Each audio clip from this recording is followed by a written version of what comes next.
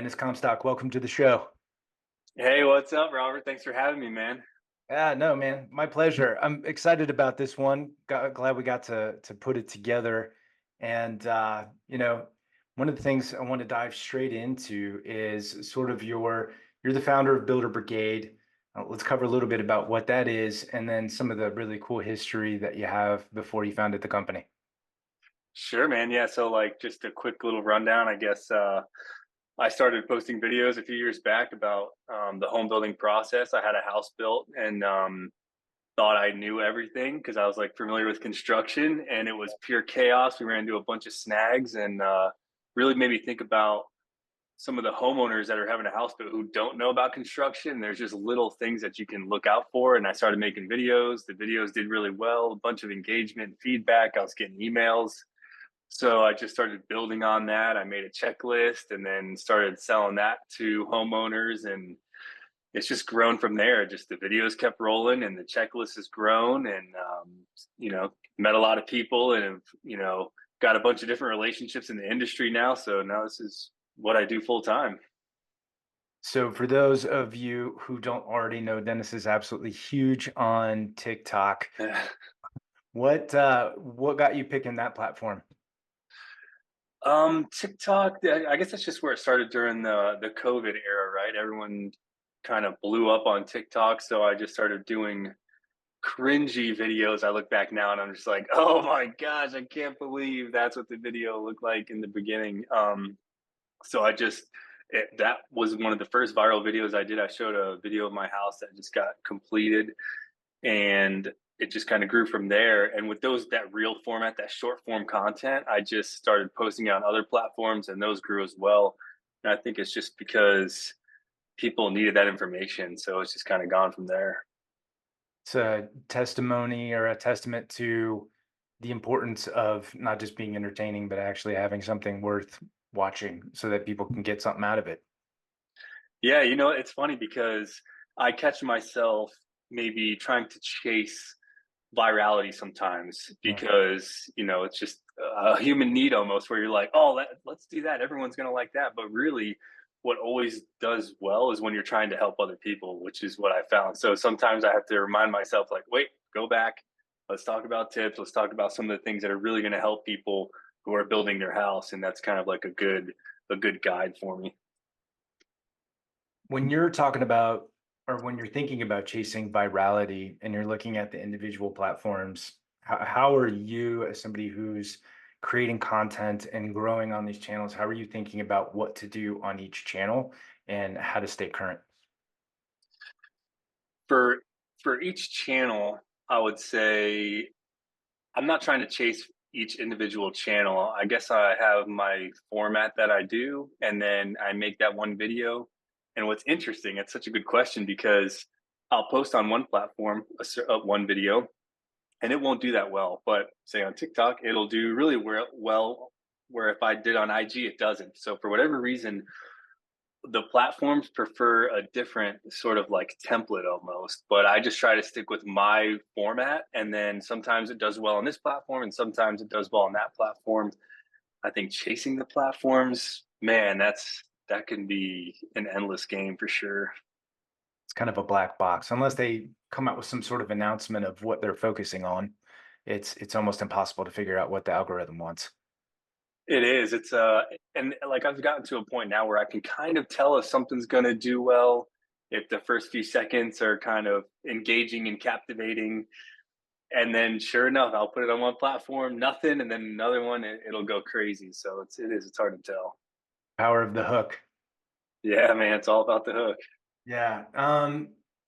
Okay, so your background's a little bit interesting before you did Builder Brigade. Do you want to step into that a little bit? Sure, yeah. It's so I started off, I guess, when I was right out of high school. I started framing houses, so that's how I was introduced to construction. So did framing, I did commercial concrete. I was just I like construction, and that's kind of where I went. And then um, I decided that I needed to do something different, so I joined the army, and I was in the army for 8 years. Zero construction while I was in the army. Although when I was there, I was interested in having a house built for my family, and I would nerd out every single weekend and walk all these new constructions. So I didn't know it at the time, but I just was gaining all this knowledge and, oh, I would do this different and this is what I would do. And um, yeah, I guess that led to this. I just didn't know it at the time. So yeah, I wasn't in construction the entire time, which is always interesting when I tell people that. That is, what did you do for the Army? I was an imagery analyst. So essentially just looking at satellite imagery. Um, it's a military intelligence, I guess is the best way to put it. So I did that for 8 years, and I much rather do this than that. It was fun while I was there, but I like this much more. Um, I'm guessing not, but is there any correlation between looking at blueprints and looking at imagery? That's a good question. I don't think there's too much correlation. Maybe there is. Maybe there isn't. I just don't realize it. But maybe you look a little further than you normally would. Uh, I don't know, man. You got some really good questions. I haven't had anyone ask me any of this stuff before, so it's really good. Okay, so you get out of the Army and you, is that when you immediately start building your house? What does that process look like? So I got out of the army, and then I went and did contracting for the army. So essentially the same exact job when I was in uniform, but then I did it as a civilian, and I did that for a few more years. And while I was a civilian is when I had my house built. And yeah, as we got into that process, I really, you know, thought through everything. I had my plans, and I'm writing all over my plans and like talking to my builder. I'm like, dude, let's do this, let's do that. I kind of want to pull this. Some of the things he thought I was a little bit crazy, but some of the issues we ran into were freaking crazy. So it ended up working out really well. Um, yeah, and turning into all this. Who would you say, so homeowners are your target demographic. That's who you're trying to help, correct? Yeah, yeah. So Mhm. when you're going through the process and you were looking for a builder that you wanted to work with, what did that look like for you? What worked, what didn't, and how does that help other homeowners? I was actually in an interesting situation to where I had one requirement and one requirement only, which was I needed them to build me a house using VA money. So I needed a builder to pretty much front load the entire build and then allow me to wrap everything up into a VA loan once it was done. So a little bit of risk on his part, but for me, I was lucky enough to have, I found a lot that would, even if I bailed and I decided not to go with this house, that builder would be a-okay because the location that I found and the lot that it was built on, he would make his money back and he knew it. Um, so that was my only requirement, was to just make sure that he was able to do some trickery with the old VA loan. Nice. And then, so you're making the content, you build the house. What locations are you filming from today? So I was so I started making the content after the house was built, because that's when I realized like, whoa, dude, there's just so much to kind of unpack here. And then and then when I was taking the videos in the very beginning, it was just on job sites. So I could talk to some builders. Some builders weren't really interested in me coming on the job site because they thought I was trying to throw them under the bus, which has never been the case and never will be the case, because I'm a builder fan. I think building a house is a damn miracle that people can even pull all that off. There's just so much to tie together.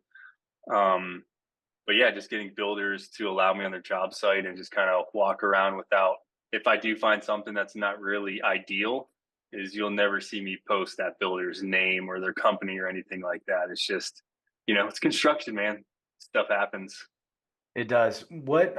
So the guys or gals that are, hey, come on to the site and you do find things, are they asking are they pretty receptive about it and going, oh, that's a good idea. Maybe we should do something about it?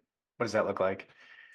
It's more or less just like, at first it was give me the go ahead and just go walk around the job sites, and I don't really talk to them much after that. But as time progressed, I ended up catching up with a local builder here, Jonathan, with Southern State Builders. I'm in Augusta, Georgia, and I called him up, and because I saw some of his signs, and I was like, "Hey, dude, will you meet up with me? I just want to ask you if I can cruise some of your job sites. And he was immediately like, yeah, no problem, man. He didn't know anything that I was doing. He was just cool with it. So I went out and met him. And dude, as soon as I walked onto his job, he had these recessed baseboards. And I was like, like with that really thin reveal on the Mm-hmm. baseboard. So it's flush from the wall all the way down to the baseboard. Nice. And I was like, dude, what is this? And he's like, yeah, man, this is one of the first houses that we're trying this on, and it's coming out really good. And I immediately knew that he was one of those dudes that was he's willing to try new things and he really thinks through the process. So ever since then, me and him have kind of like partnered up in a way to where he lets me film some of his job sites. I can get new products. He'll have them installed on the build. I'm making content. So now it's kind of like evolved into I guess that. Okay, so that's cool. All right, so you're doing the military thing, then you build your own house, then you start filming content. You meet this guy, now you have a connect for content. What gets Builder Brigade going? So Builder Brigade was pretty established by the time I met Jonathan, just from the videos that I had, and because in the very beginning I'm doing a lot of voiceovers and things like that. So just having the B-roll of the content of just being on the job site helps to where you can almost recycle some of that content to get the information through. So captivating video with good tips. So that's kind of like how it was developed. So it was pretty established by the time I met Jonathan. And what gave you the idea to start providing the checklists for homeowners?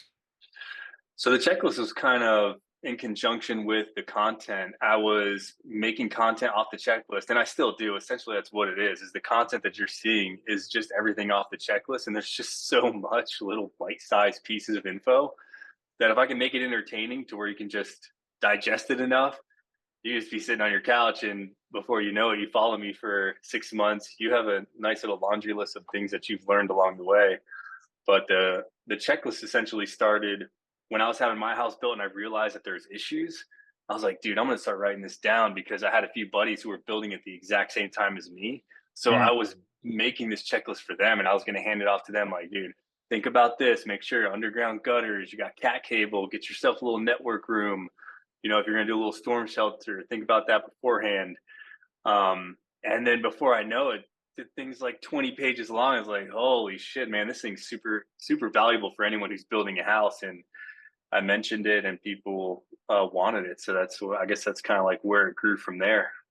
I was just talking to somebody recently. If you've never built a house before, how are you even supposed to know what to look out for? So I can see where your product is massively valuable and can save people, I mean, thousands of dollars because I mean they're not contractors. Yeah, man, it's so true. And it's funny because so I do updates because the list literally never ends. Right now I'm at like 40 pages. And I have homeowners that reach out to me and builders that reach out to me and they're like, oh man, you should think about this. And oh, what about this? And I see videos on social media. So I have a fat to-do list of things that I continue to add to the checklist. And then I make videos and link it inside the checklist because there's just so much. I mean, even if I have a ton of builders who download it and they just go through it to refine their processes and just because there literally is just so much to think about when you're having a house built. It just never ends. Did you imagine yourself while you were serving that you would become an influencer? Oh man, influencer is the cringiest word on the planet for me, but it like it's the only thing my wife calls me just to rub it in my face. But no, I definitely did not see that. But what what this has brought is just it's awesome. I mean, I go to the builder show in Vegas now, and that's like part of my job. And I just nerd out on that stuff. And it's just like Disneyland for people that are interested in that sort of thing. So definitely never thought that. And I'm happy it worked out the way it did because it's definitely a good time. So, next time somebody calls you an influencer, you can go with subject matter expert for residential construction. Yeah, the old SME. That's awesome. Where do you see Builder Brigade going? I mean, we have a housing shortage, so we definitely need more properties. So more people are going to need this kind of information. I'd say where I see, are you asking like where a builder brigade's going or just like the housing in general? What do you want to do with it? Yeah, what do you want to do with your company? For me, I just there's a lot I want to do, I guess, in terms of the checklist. I think there's levels that I could take that, turn it into an app and things like that, and I guess grow it in that way. I'm just always thinking of a way to simplify. So anything that seems complex, I just always want to simplify it. Like being in the military, everything goes down to an SOP. You should be able to just anyone can sit in your seat, read the SOP, and kind of know what job you have to do. So man, that doesn't end. That doesn't end with just say homeowners, builders, builder checklists and things like that. I talk to a lot of builders and see the problems that they have. So there's an endless sea of problems that need to be solved. And I don't really know the super long term version of kind of like where I want to take it, but I will say some of the 50-meter targets that I'm after right now is I have a product that I'm putting on Amazon. It should be out within a month. I haven't told anyone about this. I saw it 2 years ago, and I was trying to give a link to all the homeowners, like, "Hey, use this on your house. It replaces, it's for a door." And I don't want to say exactly what it is until it's live, but it goes on a door, and it's something that has been a pain in the ass for 100 years. And I couldn't find a good link to give to the homeowners because everywhere it was sold was like some janky website where it charges you $40 for shipping.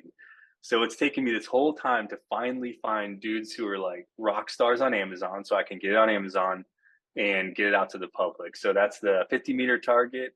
And then always just refining the checklist and trying to systematize my content because it takes so much time. It's very time consuming.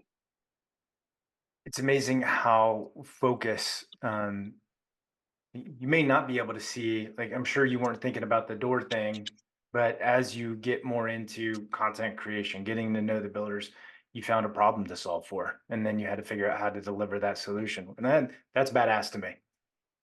Oh, that's awesome, man. Thank you. Yeah, I can see how there's a never ending sea of problems, like I said. And I have a Facebook group that's like 80,000 people in it. And the problems that you see in there, it's shocking for one, some of the quality that they post in there, but then just some of the questions that they have. They're not crazy questions. They're just questions that pop up as a homeowner where they don't really necessarily want to bring to their builder just yet. They don't want to be annoying. So they're Mm. just asking some simple questions. And so yeah, that's another place that shows me that there's just still more problems that need to be solved. So I like that you're systematizing your processes, really like tech. So I'm always thinking about how do you automate XYZ in order to get it done. What is your current content process like so you can keep up with your current output?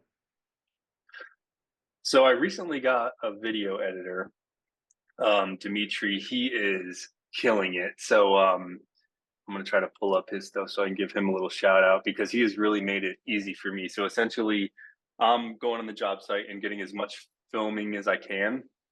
And then I come back. Some of the stuff I can do POV where I'm just holding my phone and I can talk about stuff, but other things need to be discussed in detail. And I like to write a script for that because I want it to be short, concise, and to the point because I don't want to waste people's time. And I found that videos that are filled with ums and hey guys, I'm Dennis and I'm from Builder Brigade. No one's watching that. I just want to get right to the point, and that helps when I have a script. So some of the stuff I'll script out, and right now I've gotten to a point to where I can compile it all to Dimitri, and then send that over to him, and he is going to kill me because I can't recall the name of his business. But yeah, so I just right now I just package it up to him and then send that all Kodai group, KODAI group. So he's my video editor, and I hope I don't regret saying that because I don't want to lose him to him just getting super popular because he really is very like you want to talk about systematized. He has got it down, and he's really helped me kind of organize my process. I think I skipped over. Did I answer your question? Does that kind Uh, of sum it up how I package it to him? yeah. So, what out of your process of you recording, scripting, and delivering it over to Dimitri, um, what what's your current publishing schedule like right now? I'm trying to get 2 a day. So I'm trying to post twice a day, which is a lot. It's definitely a lot if you're trying to do quality stuff. Lucky for me, it's short. But yeah, 2 a day is what I'm shooting for. And some of the questions and photo sharing, like, is also getting pushed by Instagram and Facebook right now. So I see that reaches a lot of people, and that works out very well for me because there's a lot of questions that people have. They're just text based questions, just very simple questions. What is what foundation do you prefer? Slab, crawl space, basement. And just kind of starting that conversation is very helpful because if you're on the fence, someone might drop some bombs in the comment section. You're like, dude, that makes so much sense. And then that helps you with your decision when you're having your house built.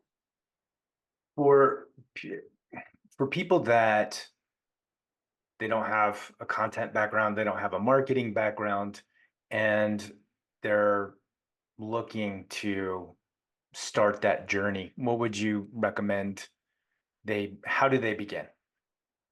Are you talking somebody who's like generally, or are you talking about somebody who might have like a construction company and they're looking to kind of like get some more marketing out there?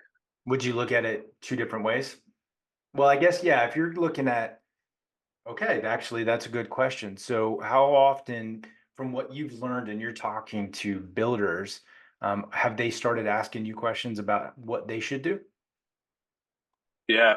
Man, you're really good at this podcasting thing. I've done a few and Thanks, man. this is legit.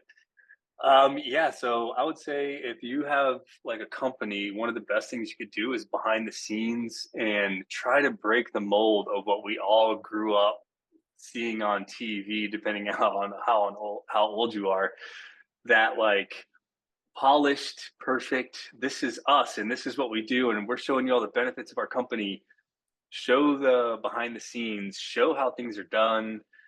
um, just the curiosity that you have, and that's what I always try to go into, like a job site, is I just try to just step back and go, what would be if I've never been on a job site before? What would be something that I would ask a question on, like, why is that stud like this, or what is that stuff that goes underneath the bottom plate? Why is there foam sticking out there? And those little things are very helpful when you're talking to like a large audience.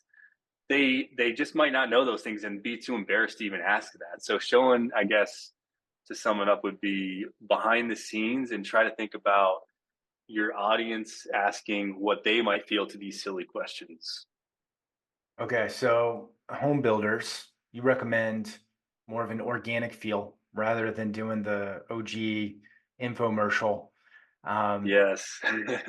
in terms of behind the scenes, one of the things that I see work online well for home builders is either they do a personal walkthrough or they have some sort of mini drone fly through. What else are you seeing that works? So I didn't realize how well those were doing. I met a few people at IBS, the Builder Show in Vegas, where they do a lot of those walkthroughs.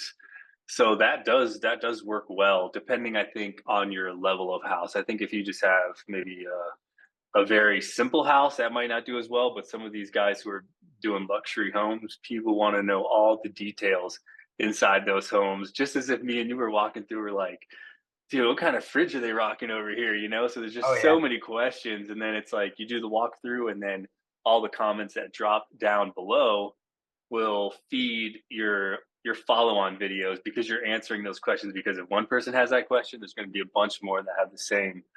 Um, so yeah, I guess that's how I would look at it. So it's interesting. I was talking to some realtors recently, and they'll a certain percentage, not insignificant portion of their traffic comes from people just kind of wanting to Pinterest the cool pictures that they have of beautiful homes. how what do you recommend for maybe, I don't know, first time home buyer, builder, they're looking to get those people, young homeowners. What are some of the things that they could do online that would work? I'm not really sure I'm tracking the question. So you're saying the real estate agents they're posting pictures on Pinterest and it's not giving them like the traffic they need to sell homes? Oh, okay, okay. Yeah, that was on me. So where you were talking about the luxury home buyers and how well that sells, because I mean, people want to see that lifestyle and they want to Oh see yeah. it different, right? Because it's just a different world. And I'm seeing for the realtors that are also helping sell those type of homes, where they get a lot of window shoppers that aren't necessarily qualified buyers. They just want those pictures and to see that lifestyle, um, and they'll get those sort of inquiries if it's blocked behind a lead form, just so the people can see the pictures. And so they're I having see. to differentiate. Um, but I conflated where I went next was, so definitely see the luxury home buyer. What about a builder focusing on first time home buyers? What are some of the things that might work for them online, and what channels would you recommend? I would recommend right now, unless that changes in the near future, but as of right now, I would just do some short form content and answer the questions that they get calls about. Because I know if I talk to a builder right now and I said, "What's the most common question you get on a phone call that you receive?" Just answer that question and all the follow-ons that you get behind that, and do some of that short form and utilize the location feature on your stuff. So show them where you're located. You know what I mean? I think you could put a tag on there, which I can't do. So I'm always jealous. Like that's pretty cool that you can do that. And then what would also help is recording something in your area that is well known. So maybe there's a statue in your town.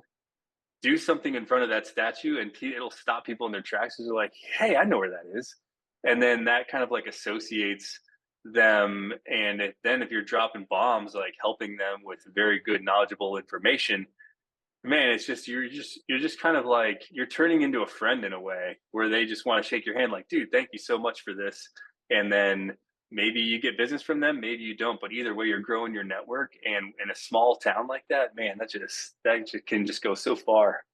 I had not heard of that idea of looking for some sort of monument or structure that's known to the community. That's a really good idea.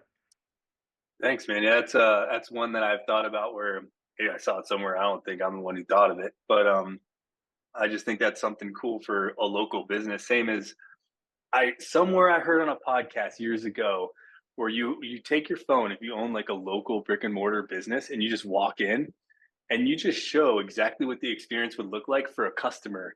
And there's like some psychological thing where it breaks down the barrier where they don't feel like it's a new experience or it's unknown. It's familiar because they've already seen it. They walk in, there's the front desk lady. You wave to the front desk lady, and then you go to the back right and get your stuff that you need. And posting that video supposedly helps with that. I always thought that was a good idea too. That would be cool for the home builders, not even the ones that Ooh, have a model home, but what's that experience even showing up to the office? Maybe it's design built, and to be able to sit there, and what's that like showing up and being greeted and sitting down and looking and figuring that process out together. that is awesome. Yeah, you could totally like stage that up to just kind of like shorten the length of what somebody would experience when they go in. Man, that is good. All you, man. What I gotta jot it down. what makes a good video right now? So I mean, obviously, how long, tell everybody how long you've been making videos at this point. Think like 3 years, 3 years solid of I've definitely, but it's not like 3 years of dabbling. I'm 3 years of solid. Just I think about it every single day, and I work on it all day long. And I'm filming content and trying to line up builders and all that stuff. So it's been 3 solid years. Were you awesome when you first started? Dude, so cringy, so bad. I see the old ones and I'm like, no, I hope that still isn't popping up on people's feed. So for builders or anybody that's listening to this, watching this, structured at bats really matters. figuring out how to start off bad and get better. It's how we learn. So where you're at now, 3 years later, what for you makes good short form? You mentioned getting right to the point in the beginning. What is that edit, visual, audio? What goes into it for you? So I'm super particular and I'm always testing and always like trying what I think my assumptions, like I try to test my assumptions and see if they're working. Right now, it's always going to be, captivating video in the very beginning, of course, and then a hook always performs. The hook is just king. It just if you can get a hook and I guess I've trained myself now to where I'll just be walking and I'll just think of a hook and I have a list on my phone of just hooks. And I'm like, oh, that's a good one. But you can't just come up with like some ridiculous hook. You also have to deliver on that hook. You can't say this is the most insane stuff you've ever seen in your life, and you just show the most boring. No one's ever going to want to watch your videos again. So there's a fine line there. So I would say hook, captivating video, and then just try to get rid of that fluff. I like sometimes if I'm doing like a script video, I'll work it for 30 minutes to an hour and just try to reframe the wording so it's just easily digestible and it flows. At least to me, I could be wasting my time, but that's just what I'm doing. I mean, your numbers continue to grow, so you must be doing something right. Yeah, yeah. Hopefully, it keeps going that way. But yeah, that's the process right now.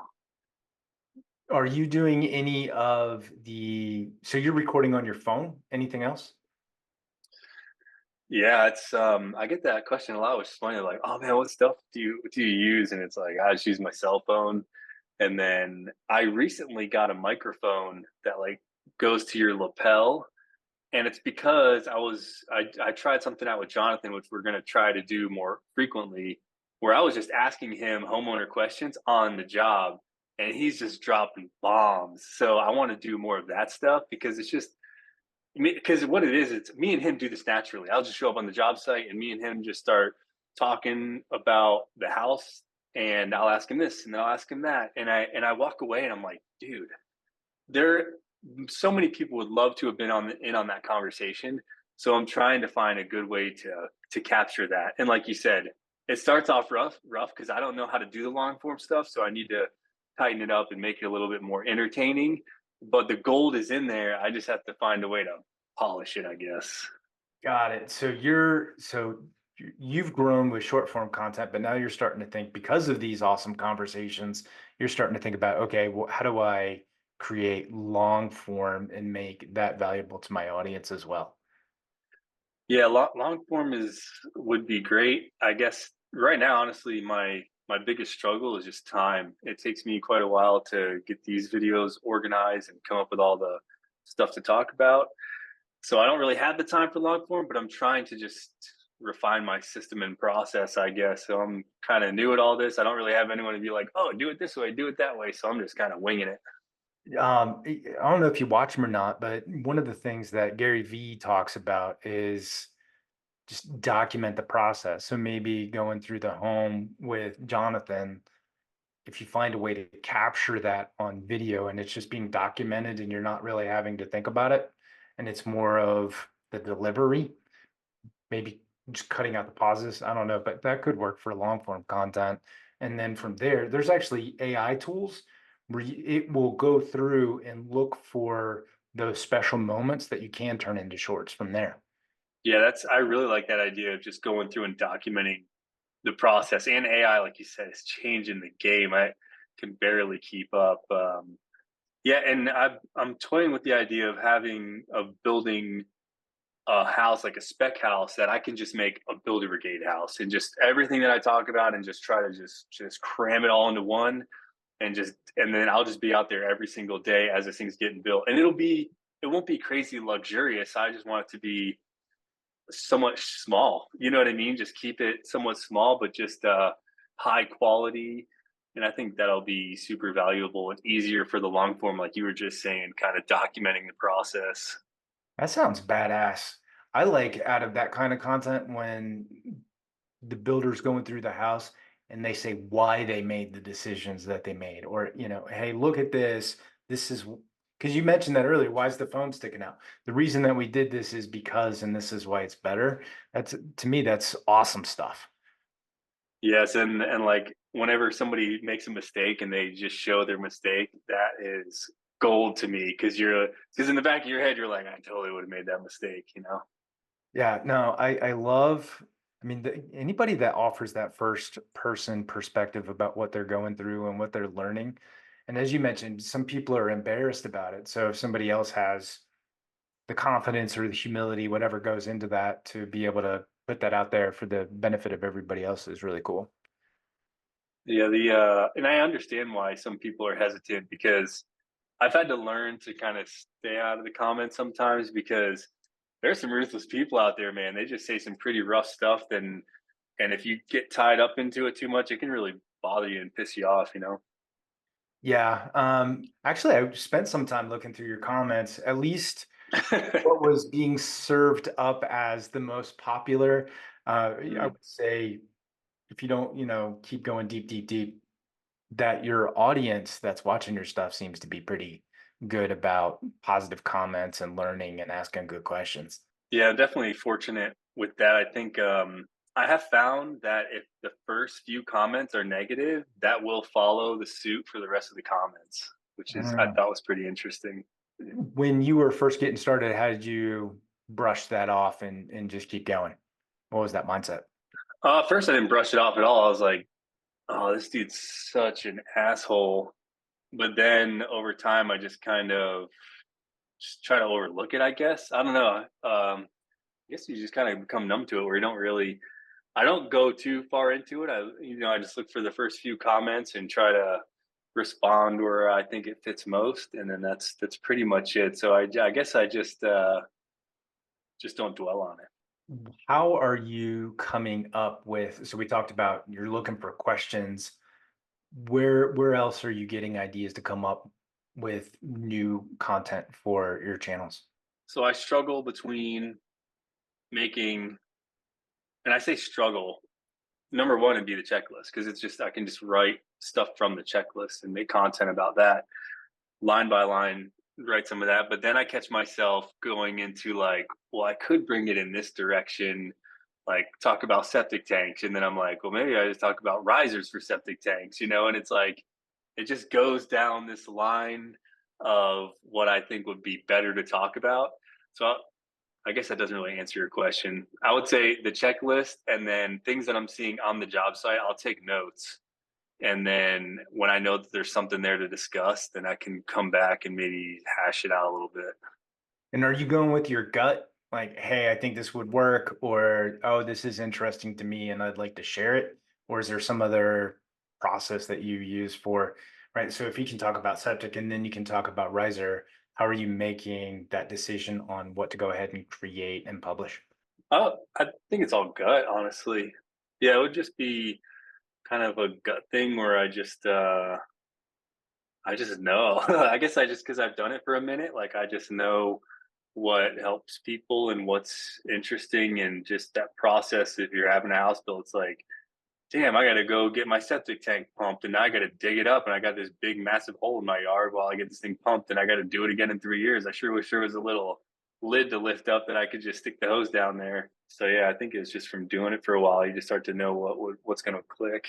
And for home builders, I read some research recently where even now 10% don't have a website and over 55% haven't created any new content within the last year. And they're like, ah, God, I'm just gonna have to bite the bullet, get started. And one of those things that you mentioned was simply just make videos about the questions that they get from the people that are buying from them. What was the difference of where you were at and how you were thinking about videos between year one and how you're thinking about it now?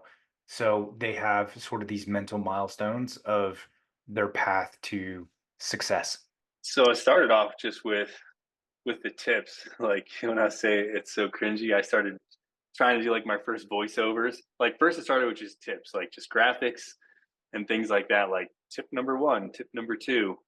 And then it grew into me trying to do voiceovers. And I say trying just because like I was trying to sound a certain way and it wasn't authentic. And then that just grew into seeing what works on social. Like, I guess that next phase was seeing what I know is going to film well. Like, that is really like, I just did one yesterday of a dude shooting a nail through the bottom plate into the concrete. I just knew, I was like, that's going to do well because those videos tend to do good where there's no talking and it's just showing how that gun works and shoots a nail into the thing. People just, I love it. I'll sit there, I was telling my wife this, when you go by a construction site, there's dudes working and the old guy strolling by and then he stops and then he's just like, let me just watch these guys work. It's the same thing. People just want to see how the sausages are made, so showing any of that stuff helps. But going back to your question, like how a builder could start, I would say just showing behind the scenes, answer those questions that people might have that might make them hesitate to call you. And what you're doing is just breaking down that barrier to where they feel like you're a friend. And then they can just like, hey man, I got a question. Hey man, can you help me with this? And that just comes from just providing, I guess, value. I know that term's probably overused, but just trying to help people out, I think. Yeah, talk about the old guy. One of the types of videos I've really come to enjoy are the time lapses of framing. As they Oh yeah. if you know, you know. Uh, Yeah, if you see like those videos that says built, house gets built in 2 minutes, mm, everyone's clicking on that thing. It's got like millions of views on YouTube because yeah, you just cannot look away. yeah, I love those kind of videos. There's another dude. What is he?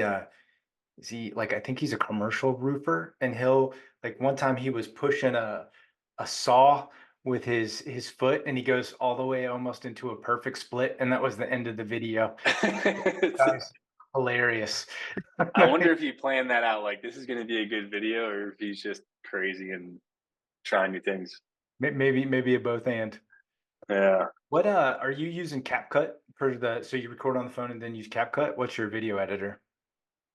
Yeah, so when I first started, I was using iMovie, and I just prefer to do it on my computer. Uh-huh. I just like having a big screen, and then I moved over to CapCut because CapCut's just so easy. Because I was going to go from iMovie over to whatever the Apple next level one is that Hmm. you got to pay for, and then that thing was just super robust, and I'm like, I don't have time to learn this, so I went over to CapCut, and that's pretty cheap, and they just keep making it better. I hate that it's like some Chinese run app, but man, it's hard to beat when it works so well. And I know other people who have millions of followers because I'm asking them the same question. I'm like, man, what are you using to edit your videos? And they're like, oh, I just use my phone. They're just editing it in CapCut on their phone, which blows my mind because their videos, some of them have music and they transitions and all this stuff, and it's all just done on their phone, man. It's never been easier to make videos than right now. It's literally just in everyone's pocket at the moment. A hell of a difference than the old days with the flip phones. Oh yeah, dude. I remember making a video back in the day when I was a kid, like a BMX video with my friend, and it was him doing this VHS tape thing where he was like trying to get them all connected. And I think, man, we've definitely come a long way. We sure have. Dennis, this was phenomenal, man. I really appreciated learning from you. This is going to make great content for everybody, and thanks for coming on the show. Yeah, man. Thanks for having me. This has been awesome. Really appreciate it.